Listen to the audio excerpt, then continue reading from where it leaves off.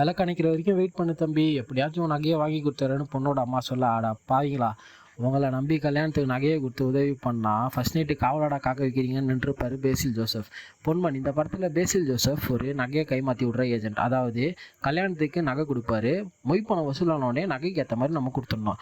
இந்த கல்யாணத்தில் எதிர்பார்த்தாலும் மொய் பணம் வசூல் ஆகலை. என்னடா காரணம்னு பார்த்தீங்கன்னா, பொண்ணோட அண்ணன் ஒரு முரட்டு பையன் கட்சிக்காக போயிட்டு சர்ச் மெம்பர்ஸை போட்டு அடிச்சிடறான். இதனால் ஊர் எதிர்ப்பையும் சம்பாதிச்சிடறான். அவன் வீட்டு ஃபங்க்ஷனுக்கு எவனா வருவான்னு ஊர் மக்கள் யாருமே வரல கல்யாணத்துக்கு.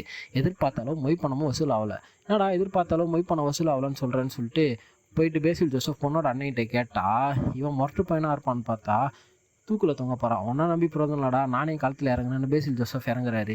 டேய், நான் அந்த ஊருக்கே போயிட்டு வாங்கிட்டு வரேன்னு பேசில் ஜோசப் பொண்ணோட அண்ணன்கிட்ட சொல்ல, நீ அந்த பொண்ணை உயிரோட வர முடியாது, அது ரொம்ப மோசமான ஊருன்றாரு. ஏன்னாக்கா எப்படியாச்சும் நான் திரும்ப வாங்கிப்பேன் அந்த ஊருக்கு போயிட்டு மாப்பிள்ளைகிட்ட சண்டை போட்டு எப்படியா வாங்க பார்க்குறான். அந்த அலையோட கத்தியால் குத்திடுறான். கத்தியால் குத்தினாலும் தந்திரமாக காயை நவுத்தி அந்த ஊர்லேருந்து அலையக்கா 2 பொண்ணாக நவுத்தின்னு வந்துடுறாரு. ஒன்று இவரு நகையை கொடுத்த அந்த பொண்ணு, இன்னொன்று அந்த பொண்ணுக்கும் விடுதலை கொடுத்துட்றாரு. இந்த கதையில் கடைசி அழகாக முடிச்சிருப்பாங்க, பொண்ணு இருந்தால் தான் பெண்ணுக்கு அழகு இல்லை அப்படின்ற மாதிரி.